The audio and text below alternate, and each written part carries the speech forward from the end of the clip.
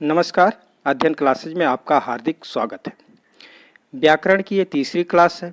इससे पूर्व हम वर्णमाला और विराम चिन्ह पढ़ चुके हैं और आज हम पढ़ेंगे छंद। वैसे तो ये काव्य शास्त्र का टॉपिक है, लेकिन वनडे एग्जाम के सिलेबस में व्याकरण में ही दिया रहता है, इसलिए हम इसे व्याकरण में ही पढ़ेंगे। तो आइए पढ़ते हैं छंद, और छंद का हम विस्तृत अध्ययन करेंगे।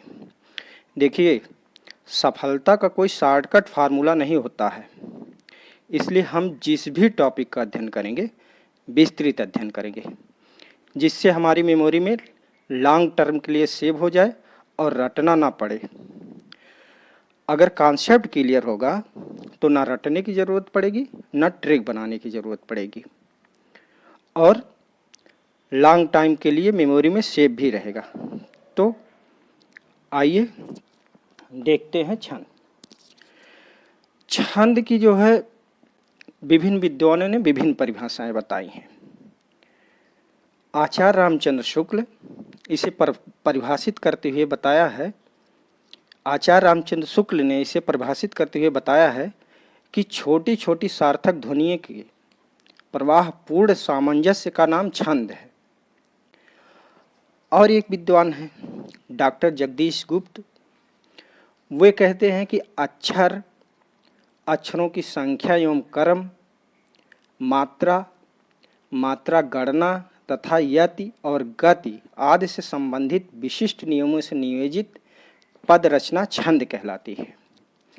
तो ये तो होगी विद्वानों की बात, और इसकी जो सामान्य परिभाषा होगी वह होगी जिस काव्य पंक्ति में गति, यति, लय, तुक, चरण, गण, वर्णों या मात्राओं की संख्या आदि का ध्यान रखकर शब्द योजना की जाती है, उस काव्य पंक्ति को छंद कहते हैं। तो छंद किसे कहते हैं? जिस काव्य पंक्ति में गति, यति, लय, तुक, चरण, गण, वर्णों या मात्राओं की संख्या आदि का ध्यान रख के शब्द योजना की जाती है, उस काव्य पंक्ति को छंद कहते हैं। छंद को वेद का पाद या पैर माना जाता है। चूंकि छंद की रचना वेदों को समझने के लिए हुई थी, इसलिए छंद को वेद का पाद या पैर माना जाता है। छंद के जनक कौन है? वैदिक छंद के जनक ब्रह्मा माने जाते हैं, और लौकिक छंद के जनक पिंगल मुनि माने जाते हैं। लौकिक छंद के जनक पिंगल मुनि माने जाते हैं। पिंगल मुनि का समय 700 ईसा पूर्व है तथा उनकी रचना छंद सूत्र या पिंगल शास्त्र के नाम से जाना जाता है। उनकी रचना का क्या नाम है? छंद सूत्र या पिंगल शास्त्र। पिंगल मुनि की रचना छंद सूत्र या पिंगल शास्त्र। क्योंकि एग्जाम में अगर पूछे एग्जाम में अगर सीधे सीधे पूछे कि छंद सूत्र के रचनाकार कौन है, तो पिंगल मुनि या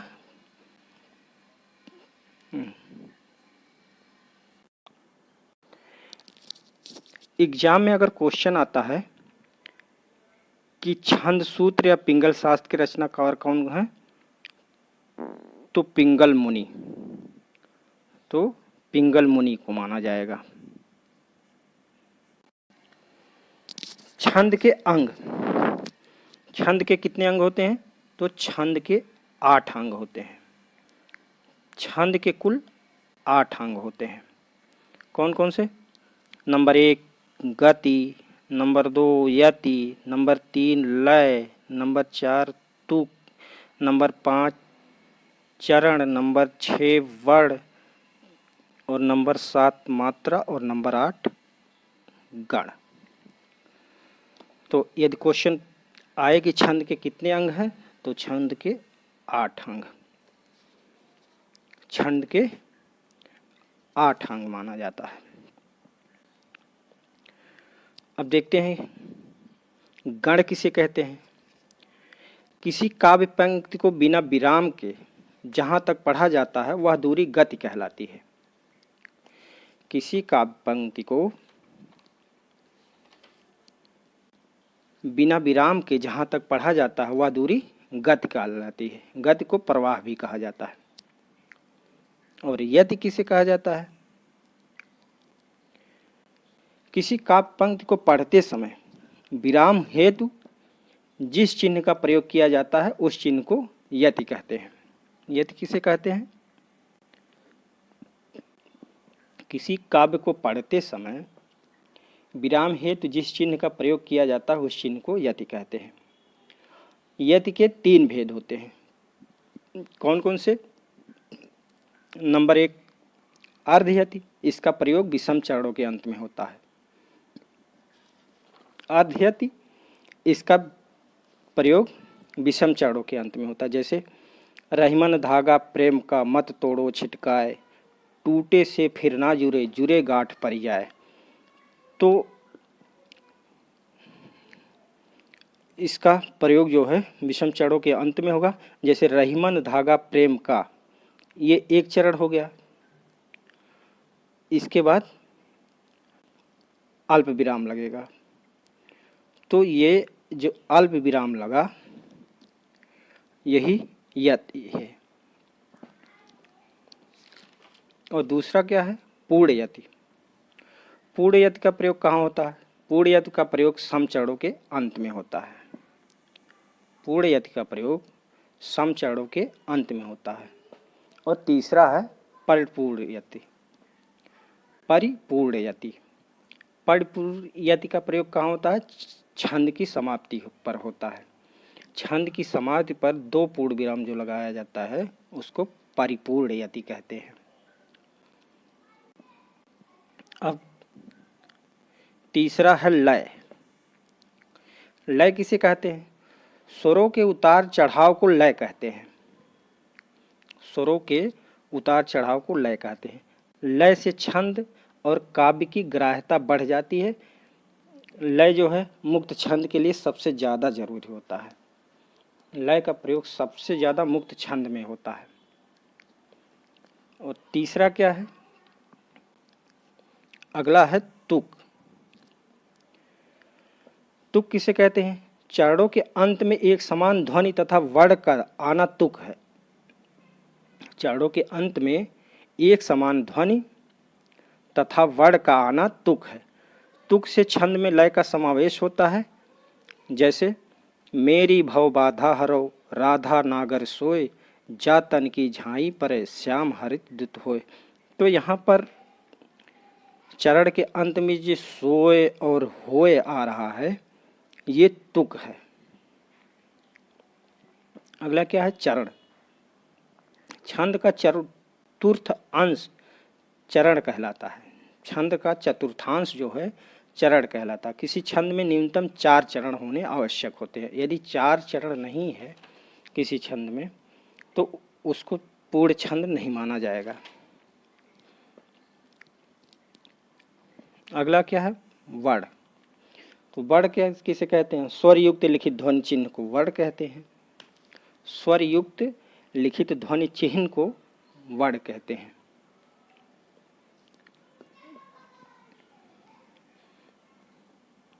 अगला है मात्रा। तो वर्ण के उच्चारण में लगने वाला समय मात्रा कहलाता है। काव्यशास्त्र में मात्रा के आधार पर वर्ण के 2 भेद होते हैं। कौन कौन से? नंबर 1 है लघु वर्ण और दूसरा है गुरु वर्ण। अगला क्या है? गण। तो गण किसे कहते हैं? 3 वर्णों के समूह को गण कहते हैं। गण के 8 भेद है जिसे निम्नलिखित सूत्र के माध्यम से ज्ञात किया जाता है। सूत्र क्या है? यमाता राज भानस लगा। यमाता राज भानस लगा। तो आइए देखते हैं इनको कैसे गणबद्ध किया जाता है। तो यगण, यगण, यगण को गणबद्ध करते हैं। तो 3 वर्णों के समूह को गण कहा जाता है। तो 3 वर्ण लेते हैं पहले शुरू का। यमाता, यगण का होगा, गणबद्ध करेंगे तो यमाता होगा। तो यमाता में या लघु है, मा गुरु है और ता गुरु है। तो लघु गुरु गुरु कुल मिलाकर 5 वर्ण हुए। लघु गुरु गुरु तो कितनी हुई? बड़ों की संख्या 5 हुई। यगड़ में बड़ों की संख्या 5। और मगड़, मगड़ को गढ़बद्ध करते हैं तो मातारा, मातारा। मा हो गया गुरु, ता हो गया गुरु और रा भी हो गया गुरु। तो इस प्रकार इनमें कुल मात्राओं की संख्या हो गई 6। तगड़ को देखते हैं।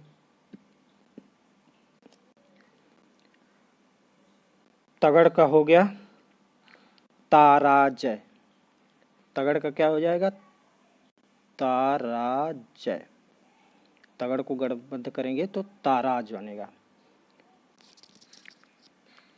ताकि मात्रा गुरु और रा की मात्रा गुरु और जा की मात्रा लघु। तो इस प्रकार तगड़ में कुल मात्राओं की संख्या कितनी हुई? 5। इसी तरह रगड़ को गढ़बद्ध करते हैं। तो रगड़ को गढ़बद्ध करेंगे तो बनेगा राजभा, राजभा, राजभा। रा की मात्रा हुई गुरु और जा की मात्रा हुई लघु और भा की मात्रा हुई गुरु। तो गुर लघु गुरु बराबर कुल कितनी संख्या हुई? 5। मात्राओं की संख्या हो गई 5। इसी प्रकार जगड़ को गढ़बद्ध करते हैं। तो जगड़ को गढ़बद्ध करेंगे तो बनेगा जाभान, जाभान, जाभान। जा की मात्रा हुई लघु, भा की मात्रा हुई गुरु और ना की मात्रा हुई लघु। इस प्रकार इसके कुल मात्राओं की संख्या कितनी हो गई? 4। इसी प्रकार भगड़ को गढ़बद्ध करते हैं। भगड़ को गढ़बद्ध करेंगे तो बनेगा भानस, भानास, भानस। भा हो गया गुरु और ना हो गया लघु और सा हो गया लघु। इस प्रकार इसके कुल मात्राओं की संख्या कितनी हो गई? 4। अब नगड़ को गढ़बद्ध करते हैं तो ये बनेगा नसालय। नगड़ को गढ़बद्ध करेंगे तो नस्ल बनेगा। इसकी तीनों ही मात्राएं लघु लघु होती हैं। इस प्रकार के इसकी कुल मात्रा कितनी हो गई? 3। नस्ल की कुल मात्रा कितनी हो गई? 3।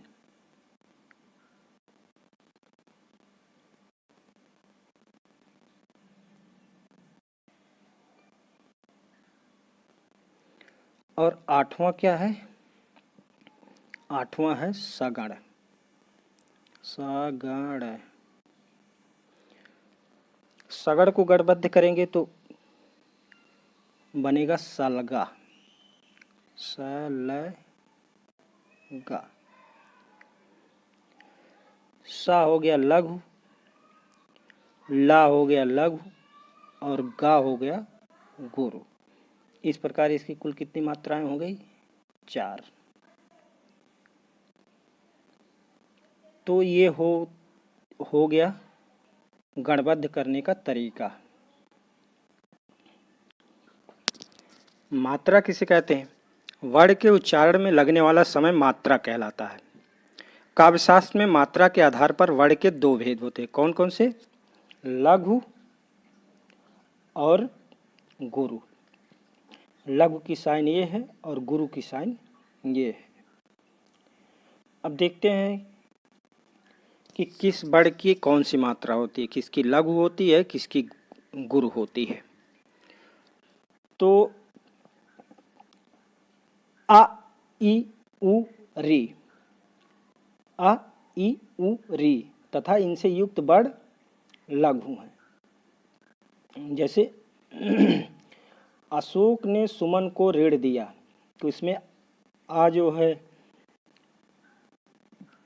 लघु है, शा पे ओक मात्रा है तो ये गुरु है, और का लघु है।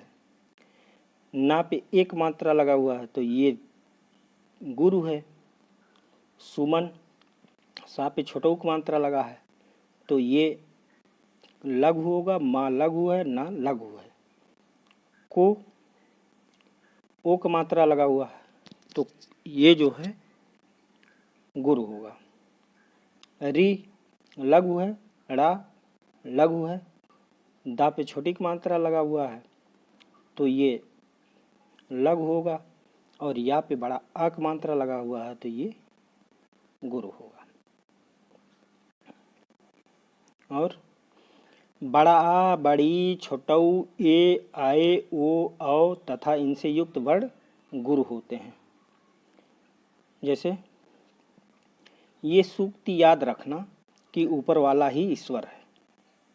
एक उदाहरण के माध्यम से देखते हैं कि ये सूक्ति याद रखना कि ऊपर वाला ही ईश्वर है। तो या पे एक मात्रा लगा हुआ है तो ये गुरु होगा। सा पे बड़ौक मात्रा लगा हुआ है तो ये भी गुरु होगा। और आधा का है, उस पर छोटी की मात्रा लगा हुआ है। जो आधा वर्ण होता है उसकी कोई मात्रा नहीं होती है। और ता लघु होगा, और या पे बड़ा मात्रा लगा हुआ है तो ये गुरु होगा। दा लघु होगा, रा खा ना, रा लघु होगा, खा लघु होगा, और ना पे आक मात्रा लगा हुआ है तो ये दीर्घ होगा। तो इस तरह से हम मात्राओं की गणना करते हैं। अगली विशेषता देखते हैं। विसर्ग से पूर्व वर्ण को गुरु माना जाएगा। यदि किसी वर्ण में विसर्ग लगा हुआ हो तो उसके पूर्व का वर्ण जो है गुरु माना जाएगा। जैसे पुना, ना के बाद विसर्ग लगा हुआ है तो ना को जो है गुरु माना जाएगा। दा के बाद विसर्ग लगा हुआ है तो विसर्ग के पूर्व दा पड़ रहा है तो इसको दा को गुरु माना जाएगा। ता के बाद विसर्ग लगा हुआ है तो इसके पूर्व के वर्ण को गुरु माना जाएगा। यहाँ भी ता के बाद विसर्ग लगा हुआ है तो इसके पूर्व के वर्ण को गुरु माना जाएगा। अगली विशेषता क्या है? अनुस्वार युक्त वर्ण गुरु होता है। अनुस्वार युक्त यानी जिसपे अंक की बिंदी लग जाती है, जिस वर्ण पर अंक की बिंदी लग जाती है वो वर्ण गुरु होते हैं। तो अनुस्वार के युक्त वर्ण के पूर्व के अनुसार से युक्त वर्ण गुरु होते हैं। वो जैसे शंकर है, सा पे बिंदी लगी हुई है, अंक की बिंदी अनुसार लगा हुआ है तो ये गुरु होगा। अंगना है, अंगना में आ पर बिंदी लगी हुई है, अनुसार है तो ये भी गुरु होगा। अंगद में आ अनुसार है तो ये भी गुरु होगा। कंपन में का पे अनुसार लगा हुआ है तो ये भी गुरु होगा।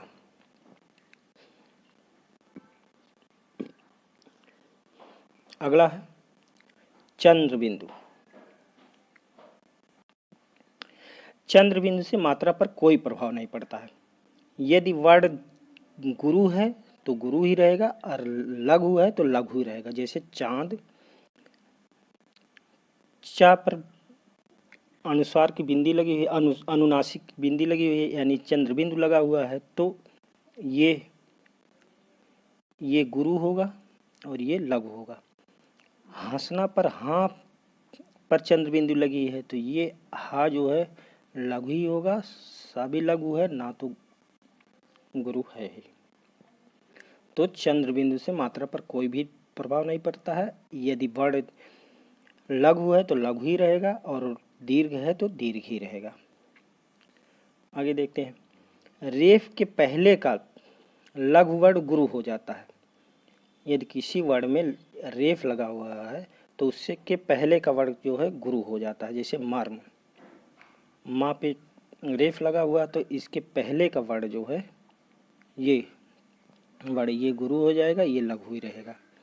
चर्म में माँ पे रेफ लगा हुआ तो चा जो है गुरु हो जाएगा, माँ लघु ही रहेगा।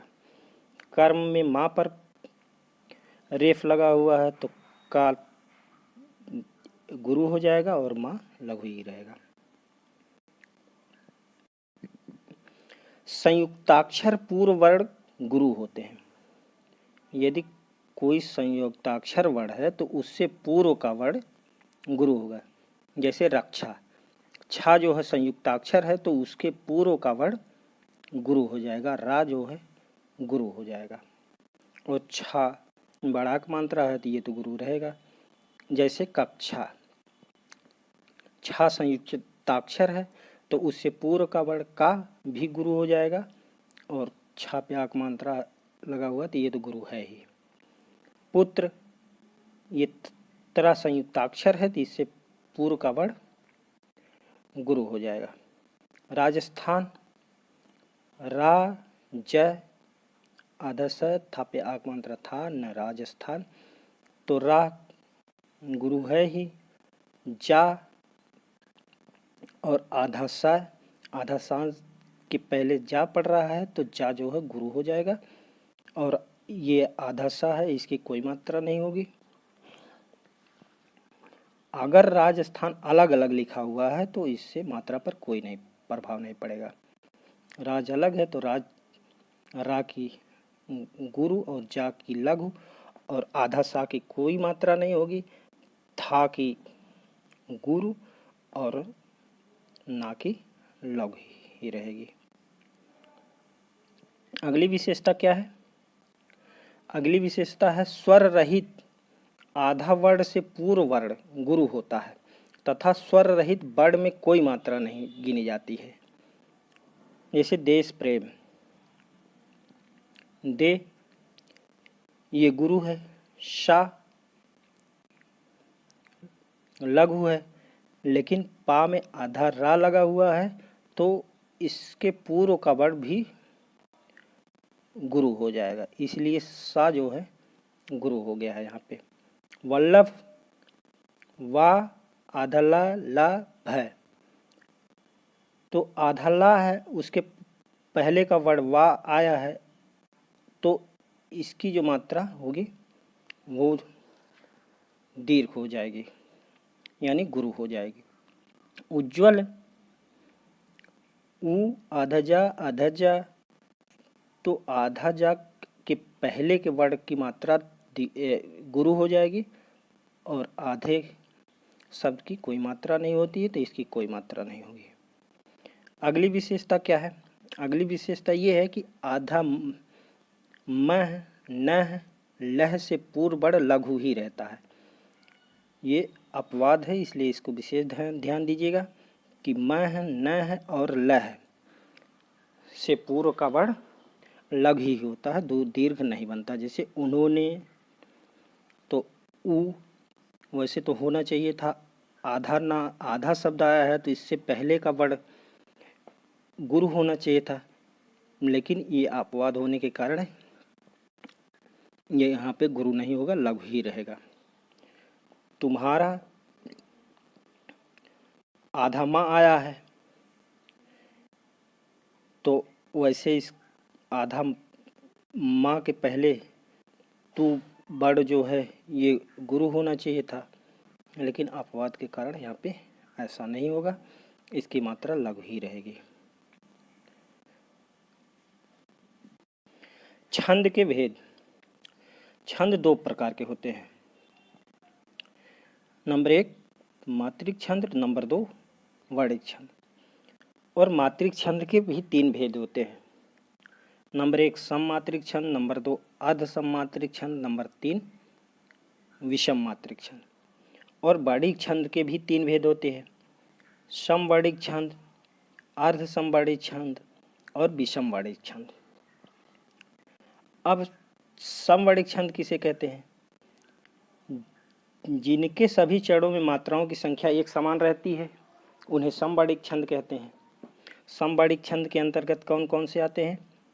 चौपाई, चौपई, गीतिका, हर गीतिका। तो इसको याद रखिएगा क्योंकि कभी कभी परीक्षाओं में पूछ लिया जाता है कि निम्नलिखित में से कौन सममात्रिक छंद नहीं है। तो इसमें से 3 दे देगा। ऑप्शन ए चौपाई, ऑप्शन बी चौपाई, ऑप्शन सी गीतिका, ऑप्शन डी उल्लाला। तो इसको भी याद रखिएगा कि कौन कौन से सममात्रिक छंद है। तो उल्लाला जो है सममात्रिक छंद नहीं है, बल्कि उल्लाला विषम मात्रिक छंद है। विषम मात्रिक छंद किन्हें कहते हैं? जिनके सम और विषम चरणों में मात्राओं की संख्या अलग अलग होती है उन्हें विषम मात्रिक छंद कहते हैं। इसके अंतर्गत कौन कौन से आते हैं? इसके अंतर्गत आता है दोहा, सोरठा, उल्लाला, बरवय आदि। तो इसको भी याद रखिएगा, चूँकि परीक्षाओं में पूछ लेता है कि कौन सा विषम मात्रिक छंद नहीं है। 3 ऑप्शन इसमें से रखेगा, एक किसी और का रख देगा।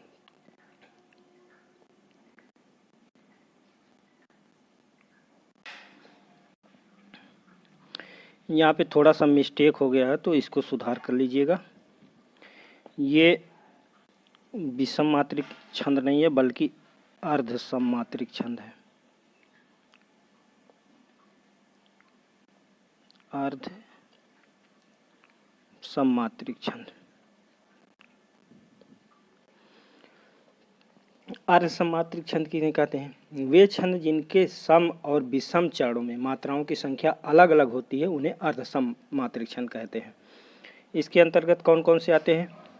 इसके अंतर्गत आता है दोहा, सोरठा, उल्लाला और बरवय। अगला है विषम मात्रिक छंद। विषम मात्रिक छंद किन्हें कहते हैं? 2 अलग अलग मात्रिक छंदों के योग से बना मात्रिक छंद विषम मात्रिक छंद कहलाता है। इसके अंतर्गत कौन कौन से आते हैं? इसके अंतर्गत आता है छप्पय और कुंडलियाँ। चूँकि 2 अलग अलग मात्रिक छंदों के योग से बना है छप्पय रोला और उल्लाला से, इसलिए ये विषम मात्रिक छंद है। और कुंडलिया 2 अलग मात्रिक छंद के योग से बना है दोहा और रोला से, इसलिए ये विषम मात्रिक छंद है। यहाँ पे एक चीज़ और ऐड कर लीजिएगा। एक पंक्ति में मात्राओं की संख्या के आधार पर छंद कितने प्रकार के होते हैं? तो एक पंक्ति में मात्राओं की संख्या के आधार पर छंद 2 प्रकार के होते हैं। कौन कौन से? नंबर एक साधारण और नंबर 2 दंडक। साधारण और दंडक मात्रिक छंद। तो एक पंक्ति में मात्राओं की संख्या के आधार पर छंद 2 प्रकार के होते हैं, साधारण मात्रिक छंद और दंडक मात्रिक छंद। साधारण मात्रिक छंद किन्हें कहते हैं? वे मात्रिक छंद जिनकी एक पंक्ति में 28 तक मात्राएं होती हैं। यानी साधारण में एक पंक्ति में कितनी मात्राएं होती हैं? 28 तक मात्राएं होती हैं, 28 से ज़्यादा मात्राएं नहीं होती हैं। साधारण मात्रिक छंद में कौन कौन से आते हैं? दोहा है, चौपाई है, सोरठा है, गीतिका है, हरगीतिका है, बरवय है, रोला है आदि। ये साधारण मात्रिक छंद है। और दंडक मात्रिक छंद किन्हें कहते हैं? वे मात्रिक छंद जिनकी एक पंक्ति में 28 से अधिक मात्राएं आती हैं। 28 से अधिक मात्राएं अगर एक पंक्ति में आए तो वो दंडक मात्रिक छंद कहलाता है। दंडक मात्रिक छंद के अंतर्गत कौन कौन से आता है? वीर छंद और टाटंक छंद। कौन कौन से हैं? वीर छंद और टाटंक छंद। आइए अब देखते हैं प्रमुख मात्रिक छंद कौन कौन से हैं। प्रमुख मात्रिक छंद नंबर 1 है दोहा। दोहा कैसा छंद है? ये अर्धसम है, साधारण है, तुकांत है और मात्रिक छंद है। तो साधारण क्यों? क्योंकि इसमें एक पंक्ति में 28 से अधिक मात्रा नहीं है, इसलिए साधारण। अब इसके लक्षण कौन कौन से हैं? नंबर 1 है इसके विषय में विषम चरणों में 13-13 तथा सम चरणों में 11-11 मात्राएं होती हैं। इसके विषम चरणों में 13-13 तथा सम चरणों में 11-11 मात्राएं होती हैं।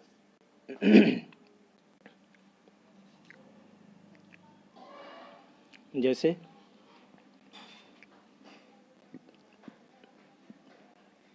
दूसरी विशेषता क्या है?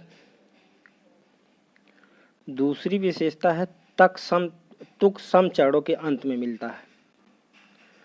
तुक जो है सम चरणों के अंत में मिलता है। और तीसरी विशेषता क्या है? सम चरणों के अंतिम दो वर्ण क्रमशः गुरु और लघु होते हैं। चौथी विशेषता क्या है? चरणों के आरंभ में तगड़ प्रयोग या जगड़ का प्रयोग नहीं होना चाहिए, यानी कि चरण के आरंभ में तगड़ और जगड़ का प्रयोग निषिद्ध माना जाता है। उदाहरण देखते हैं। सबय सहायक सबल के को न निबल सहाय, पवन जगावत आग को दीपक देत बुझाए। तो आइए देखते हैं मात्राओं की गणना करके कि ये सही है कि नहीं सही है, दोहा है कि नहीं दोहा है। तो सा लघु हो गया, बा पे आयक मात्रा है तो ये दीर्घ हो गया। सा लघु हो गया, हा पे आक मात्रा है तो ये दीर्घ हो गया। और या लघु है और का लघु है। सा लघु है, बा लघु है, ला लघु है, का पे एक मात्रा है तो ये गुरु हो गया, का पे ओक मात्रा है तो ये गुरु हो गया। छोटा ऊ है तो ये लघु हो गया, ना है तो लघु हो गया, ना पे छोटी की मात्रा है तो लघु हुआ, बा है तो लघु हुआ, ला है तो लघु हुआ। सा लघु, हा गुरु या लघु। तो गणना करते हैं, देखते हैं। 1 2 3 1 4 2 6 2 8 2 10 1 11 2 13। तो दोहा के विषम चरणों में 13 मात्राएं और सम चरणों में 11 मात्राएं होती हैं। तो पहला चरण में 13 मात्राएं तो सही है। दूसरा चरण 3 1 4 1 5 1 6 1 7 1 8 2 10 1 11। तो दूसरे चरण में 11 मात्राएं। दूसरे चरण में 11 मात्राएं, पहले चरण में 13 मात्राएं। और तीसरा चरण विषम चरण में इसमें भी 13 मात्राएं होंगी। 3 3 6 2 8 2 10 1 11 2 13। तो विषम चरणों में 13 मात्राएं और सम चरणों में 11 मात्राएं। 2 2 4 2 6 1 7 1 8 2 10 1 11, इसमें 11 मात्राएं। तो ये सही है। अगला उदाहरण, मेरी भव बाधा हरो राधा नागर सोए, जा तन की झाई परे श्याम हरित दुत होए। इसको देखते हैं। इसके सम चरण में 2 2 4 1 5 1 6 2 8 2 10 1 11 2 13। तो ये सही है। पहले चरण में 13 मात्रा। दूसरे चरण में 2 2 4 2 6 1 7 1 8 2 10 1 11। दूसरे चरण में 11 मात्राएं। तीसरे चरण में 2 2 4 2 6 2 8 2 10 11 2 13 मात्रा। चौथे चरण में 2 1 3 1 4 1 5 1 6 1 7 1 8 2 10 1 11। तो चौथे चरण में 11 मात्राएं। तो विषम चरणों में 13 मात्राएं, पहले और तीसरे में 13 मात्राएं, दूसरे और चौथे में 11 मात्राएं। तो ये हो गई दोहा की विशेषता। अगला छंद देखते हैं, सोरठा छंद। सोरठा छंद कैसा है? सोरठा छंद भी अर्धसम है, साधारण है और मात्रिक छंद है। इसके लक्षण क्या क्या होते हैं? इसके विषम चरणों में 11 मात्राएं तथा सम चरणों में 13 मात्राएं होती हैं, यानी यह दोहा का उल्टा है। विषम चरणों में 11 मात्राएं तथा सम चरणों में 13 मात्राएं, दोहा का उल्टा। दूसरी विशेषता क्या है? सम चरणों के आरंभ में जगड़ नहीं होना चाहिए, यानी जगड़ का प्रयोग निषिद्ध होता सम चरणों के आरंभ में। तो ये विशेषता याद रखिएगा, क्योंकि कभी कभी एग्जाम में पूछ लेता है कि किस छंद में जगड़ का प्रयोग, किस छंद के आरंभ में जगड़ का प्रयोग निषिद्ध माना जाता है। तो सोरठा में जगड़ का प्रयोग निषिद्ध माना जाता है और दोहा में दोहा में भी तगड़ और जगड़ का प्रयोग निषिद्ध माना जाता है।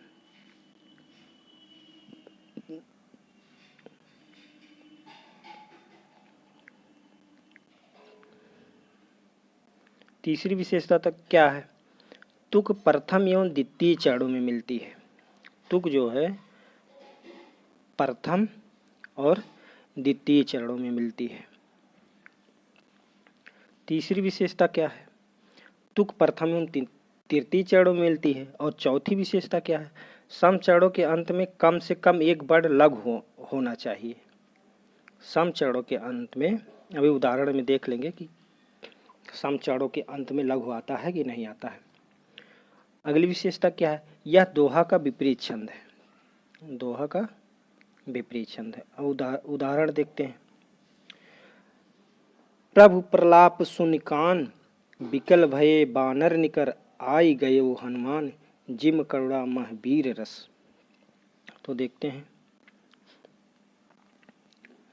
इसमें मात्राओं की संख्या 2, 1, 3, 2, 5, 1, 6, 1, 7, 1, 8, 2, 10, 1, 11।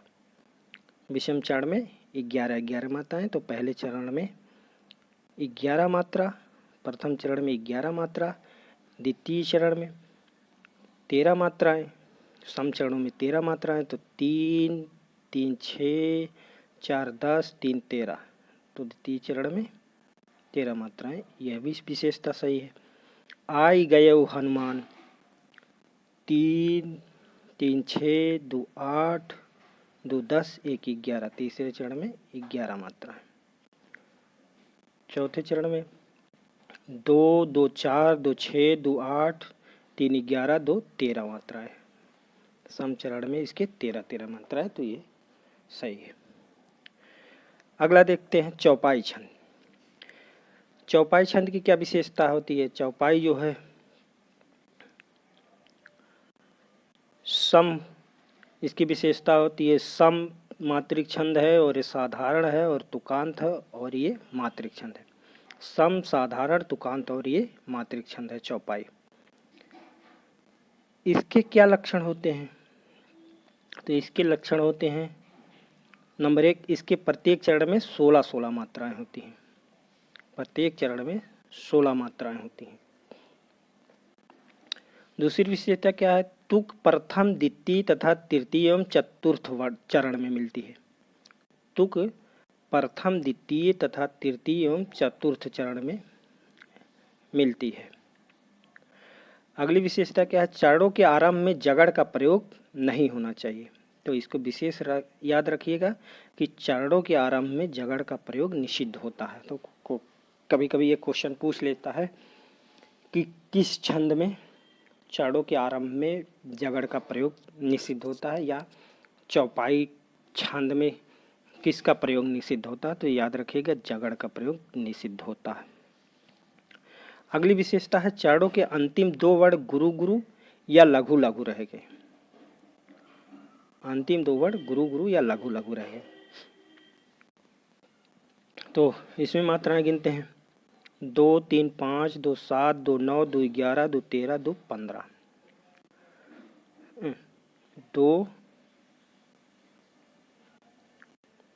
2, 3, 5, 3, 8, 2, 10, 2, 12, 2, 14, 2, 16। 2, 2, 4, 3, 7, 3, 10, 2, 12, 2, 14, 2, 16। 3, 3, 6, 2, 8, 4, 12, 12, 4, 16। 4, 3, 7, 3, 10, 6, 16। और एक विशेषता क्या थी कि जगड़ का प्रयोग निषिद्ध होता है। जगड़ का प्रयोग निषिद्ध होता है। जगड़ यानी जभान, यानी लघु गुरु लघु नहीं होना आना चाहिए। चरण के प्रारंभ में लघु गुरु लघु नहीं आना चाहिए। और अंतिम 2 वर्ण या तो गुरु गुरु रहेंगे या तो लघु लघु रहेंगे। तो यह भी विशेषता सही है। अंतिम 2 वर्ण गुरु गुरु हैं, गुरु गुरु हैं। अगला छंद कौन सा है? अगला है चौपाई। इसकी क्या विशेषता है? ये सम है, साधारण है, तुकांत है और मात्रिक छंद है। इसके लक्षण क्या क्या होते हैं? इस छंद के प्रत्येक चरण में 15 मात्राएं होती हैं। चौपाई के प्रत्येक चरण में 15 मात्राएं होती हैं और चरणों के अंतिम 2 वर्ण क्रमशः गुरु और लघु होते हैं। अंतिम 2 वर्ण गुरु और लघु होते हैं। तो देखते हैं, जननी के उर के अभिमान, हम हैं सिंहों की संतान। तो 2, 2, 4, 2, 6, 2, 8, 2, 10, 2, 12, 2, 14, 1, 15। एक विशेषता तो सही है। 2, 2, 4, 2, 6, 2, 8, 2, 10, 2, 12, 2, 14, 1, 15। और दूसरी विशेषता क्या है कि चरणों के अंतिम 2 वर्ण गुरु और लघु होते हैं। तो गुरु और लघु, ये भी विशेषता सही है। अगला देखते हैं, रोला छंद। कैसा छंद है? सम है, साधारण है, तुकांत है और मात्रिक छंद है। कैसा छंद है? सम है, साधारण है, तुकांत है और मात्रिक छंद है। इसके क्या लक्षण होते हैं? रोला के प्रत्येक चरण में 24 मात्राएं होती हैं। कितनी मात्राएं होती हैं? 24 मात्राएं होती हैं।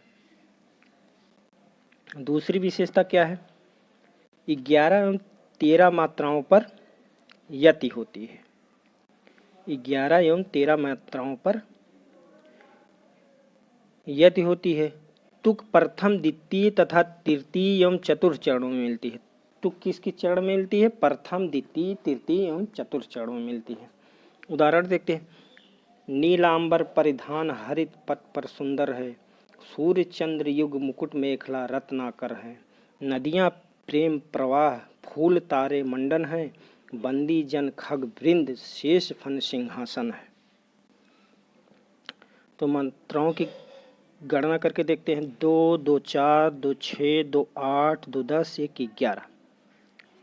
प्रथम चरण में 11 और द्वितीय चरण में 13 मात्राएं। 3, 2, 5, 2, 7, 2, 9, 2, 11, 2, 13। तो ये सही है। और अगली विशेषता क्या थी कि तुक जो है प्रथम, द्वितीय एवं तृतीय एवं चतुर्थ चरणों में मिलती है। तो तुक यहाँ मिल रही है, सुंदर है, रत्नाकर है, मंडन है, सिंहासन है। तो यहाँ पे तुक मिल रही है। अगला देखते हैं, गीतिका छंद। गीत का छंद कैसा छंद है? ये सम है, साधारण है, सम है, साधारण है, तुकांत है और मात्रिक छंद है। इसके लक्षण क्या क्या होते हैं? इसके प्रत्येक चरण में 26 मात्राएं होती हैं। प्रत्येक चरण में 26 मात्राएं होती हैं।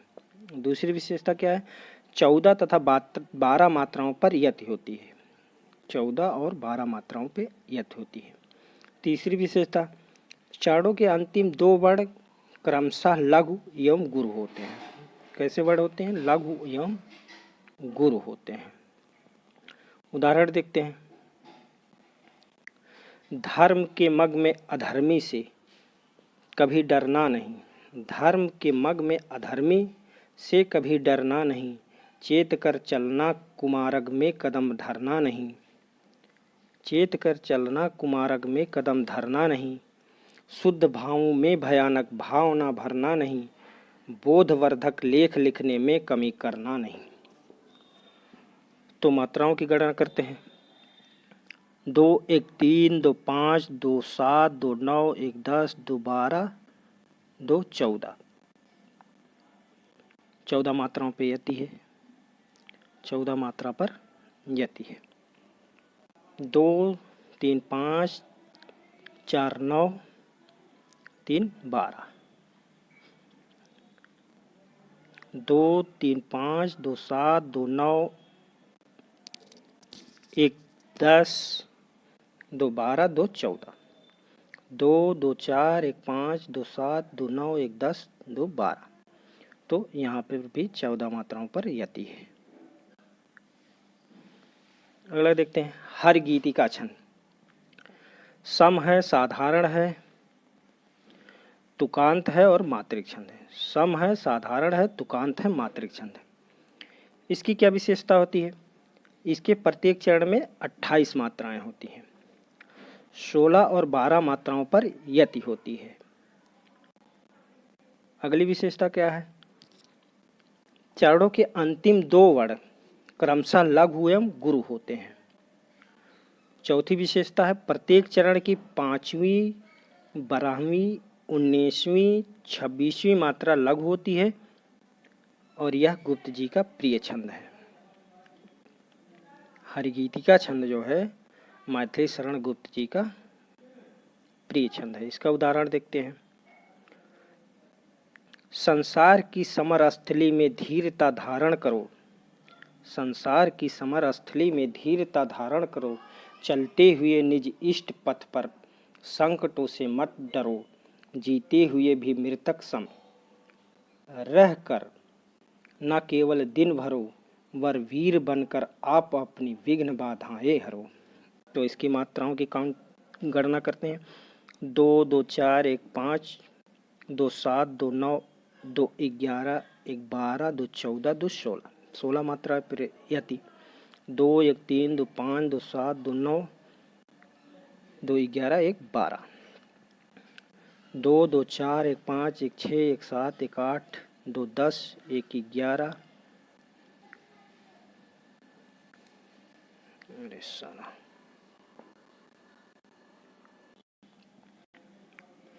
2, 2, 4, 1, 5, 2, 7, 2, 9, 3, 12, 2, 14, 2, 16, 2, 1, 3, 2, 5, 6, 7, 8, 9, 10, 2, 12, 2, 2, 4, 1, 5, 2, 7, 2, 9, 2, 11, 1, 12, 13, 14, 2, 16। तो 16 मात्राओं पे यति लग रही है। अगला देखते हैं 12वें छंद। 12वें छंद के जनक रहीमदास हैं। 12वें छंद के जनक रहीमदास है। यह अर्धसम है, साधारण है, तुकांत है और मात्रिक छंद है। कैसा छंद है? तो अर्धसम है, साधारण है, तुकांत है और मात्रिक छंद है। लक्षण क्या होते हैं? इसके विषम चरणों में 12-12 तथा सम चरणों में 7-7 मात्राएं होती हैं। विषम चरणों में 12-12 तथा सम चरणों में 7-7 मात्राएं होती हैं। सम चरणों के अंत में जगड़ आना अच्छा रहता है। तो क्वेश्चन पूछ सकता है कि किस छंद के सम चरण के अंत में जगड़ आना अच्छा रहता है? तो 12वें छंद के सम चरण के अंत में जगड़ आना अच्छा रहता है। उदाहरण देखते हैं। इसका उदाहरण देखते हैं। सबसे मिलकर रहमन बैर विसार, दुर्लभ नर तन पाकर कर उपकार, जटा मुकुट कर सर धनु संग मरीच, और चितवन बसत कनक यनु आखि मनु बीच। मात्राओं की गणना करते हैं। 2, 2, 4, 2, 6, 2, 8, 2, 10, 2, 12, 2, 12 हो गया। 12 मात्रा पे यति, 12 मात्रा पर यति। फिर 2, 1, 3, 1, 4, 2, 6, 1, 7। दूसरे चरण में 7 मात्रा है, प्रथम चरण में 12 मात्रा। 2, 1, 3, 1, 4, 2, 6, 2, 8, 2, 10, 2, 12। तो 12 मात्रा पर यति। 2, 2, 4, 2, 6, 1, 7। तो ये हो गया 12वें छंद। अगला है उल्लाला। कैसा छंद है? अर्धसम है, साधारण है, तुकांत है, मात्रिक छंद है। इसके क्या लक्षण होते हैं? इसके विषम चरणों में 15-15 तथा सम चरणों में 13-13 मात्राएं होती हैं। विषम चरणों में 15-15 तथा सम चरणों में 13-13 मात्राएं होते हैं। उदाहरण देखते हैं। हे शरणदायिनी देवी तू, करती सबका त्राण है, हे मातृभूमि संतान हम, तू जननी तू प्राण है, करते अभिषेक पयोध हैं, बलिहारी उस वेश की, हे मातृभूमि तू सत्य ही, सगुण मूर्ति सर्वेश की। मात्राओं की गणना करके देखते हैं सही है कि नहीं सही है। तो 2 3 5 2 7 1 8 2 10 2 12 1 13 2 15।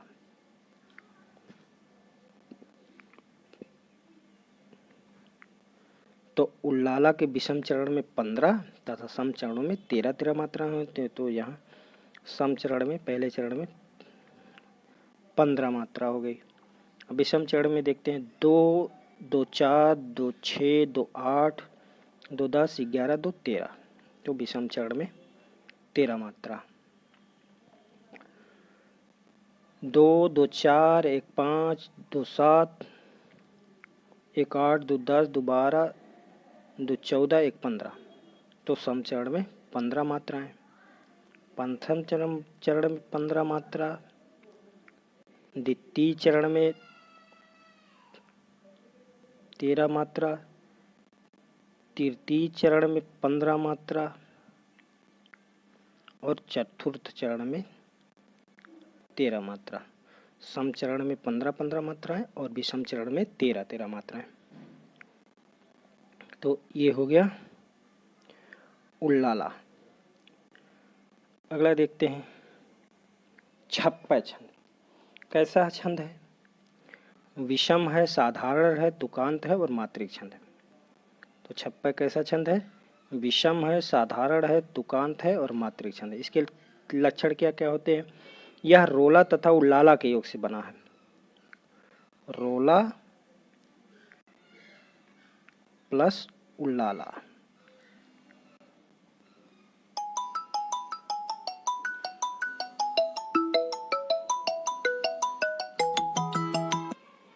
हेलो, अरे यार रिकॉर्ड करते ही खराब हो जाता है, रुका बकरा थे।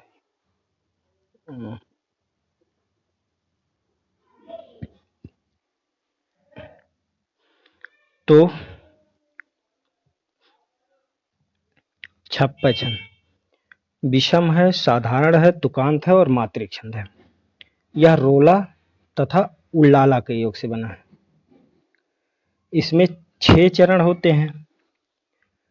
इसकी प्रथम 4 पंक्तियां रोला छंद की तथा अंतिम 2 पंक्तियां उल्लाला छंद की होती हैं। 4 पंक्तियां किसकी होती हैं? रोला छंद की और अंतिम 2 पंक्तियां उल्लाला छंद की। तो इसको ऐसे याद रख सकते हैं, रो उ, रोला प्लस उल्लाला यानी रो उ। उदाहरण देखते हैं। नीलांबर परिधान हरित पट पर सुंदर है, सूर्य चंद्र युग मुकुट मेखला रत्नाकर है। नदिया प्रेम प्रवाह फूल तारे मंडन है, बंदी जन खग वृंद शेष फन सिंहासन है। करते अभिषेक पयोध हैं बलिहारी उस वेश की, हे मातृभूमि तू सत्य ही सगुण मूर्ति सर्वेश की। तो इसकी प्रथम 4 पंक्तियां रोला की, इसकी प्रथम 4 पंक्तियां रोला की। तो देखते हैं मात्राओं की गणना करके 2 2 4 2 6 2 8 1 9 8 2 10 1 11। प्रथम चरण में 11, द्वितीय चरण में 3 2 5 2 7 7 4 11 2 13। द्वितीय चरण में 13 मात्राएं। 3 3 6 2 8 2 10 1 11 2 1 3 2 5 2 7 1 8 2 10 8 2 1 3 2 5 2 7 2 9 2 11 2 13। तो ये हो गया रोला। और अंतिम 2 पंक्ति जो है उल्लाला की है। 2 2 4 2 6 3 9 1 10 2 12 1 13 2 15। 2 2 2 4 2 6 2 8 2 10 1 11 2 13। 2 2 4 1 5 2 7 1 8 2 10 2 12 2 2 4 2 2 4 1 5 1 5 2 7 1 8 2 10 2 12 1 13 2 15। 3 2 5 एक 6, 2 8, 2 10, 1 11, 2 13।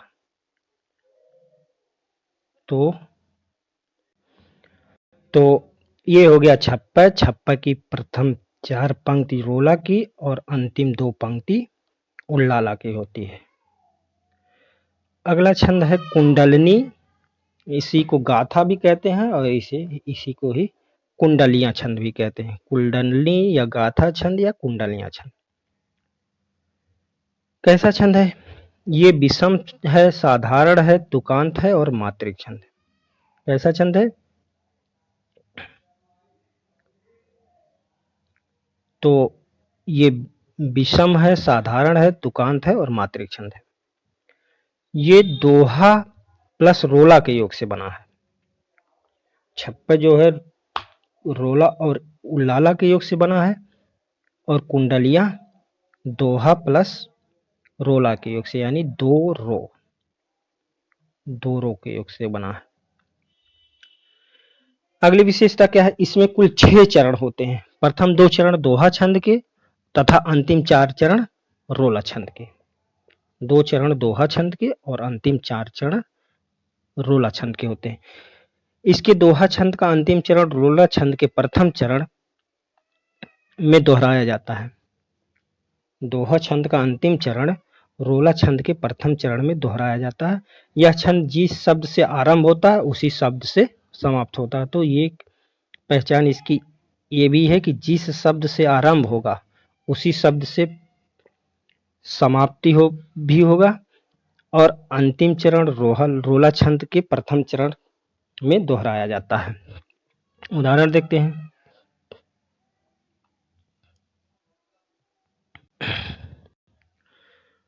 उदाहरण है, गुण के गाहक सहस नर, बिन गुण लहै न कोय, जैसे कागा कोकिला, शब्द सुने सब कोय।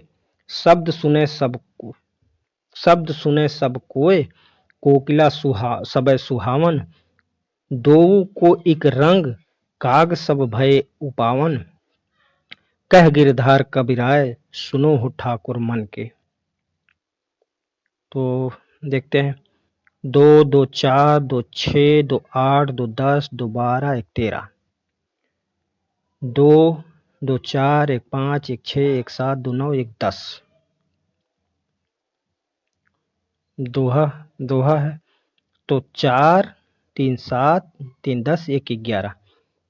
तो प्रथम चरण में 13 मात्रा और दूसरे चरण में 11 मात्रा। 4, 4 8, 2 10, 11, 2 13।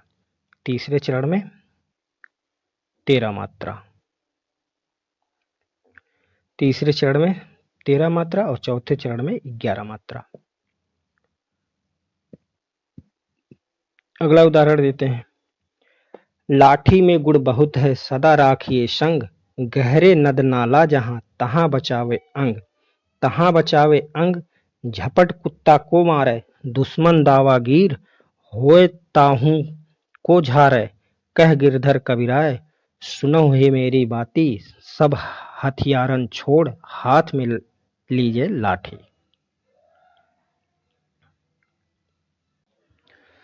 तो इसके प्रथम 2 चरण दोहा के और अंतिम 4 चरण रोला छंद के होते हैं। अब देखते हैं सोरठा एवं रोला में अंतर क्या है। सोरठा में तुक जो है विषम चरणों में लगता है।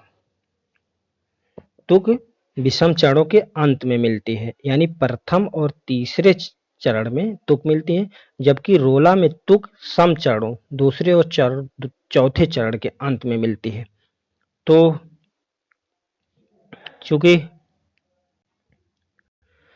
चूंकि सोरठा और रोला में समानता होती है।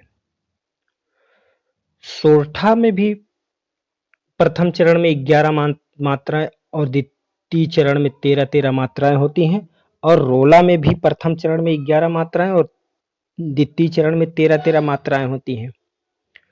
तो इन दोनों में अंतर लगा पाना थोड़ा कठिन होता है, इसलिए इसको ध्यान देना पड़ेगा कि सोरठा में तुक विषम चरणों में यानी पहले और तीसरे के अंत में मिलती है, जबकि रोला में तुक सम चरणों में दूसरे और चौथे चरण के अंत में मिलती है। दोनों का उदाहरण देखते हैं। जैसे सोरठा का उदाहरण, प्रभु प्रलाप सुनि कान, बिकल गए बानर निकर, आय गयो हनुमान, जिम करुणा महावीर रस।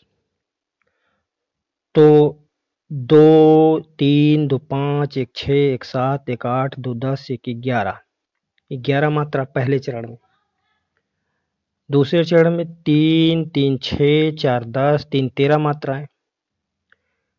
और रोला में भी पहले चरण में 11 मात्राएं, 2, 2, 4, 2, 6, 2, 8, 2, 10, 1, 11।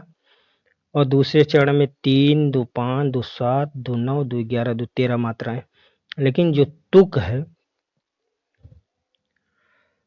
लेकिन तुक जो है सोरठा में पहले और तीसरे चरण के अंत में मिल रही है, और दोहा में और रोला में दूसरे और चौथे चरण के अंत में। जैसे यहाँ तुक मिल रही है रोला में दूसरे और चौथे चरण के अंत में, जबकि सोरठा में पहले और तीसरे चरण के अंत में। तो आज की क्लास में बस इतना ही। तब तक के लिए नमस्कार। चैनल को ज़्यादा से ज़्यादा लाइक, सब्सक्राइब और शेयर करें। धन्यवाद।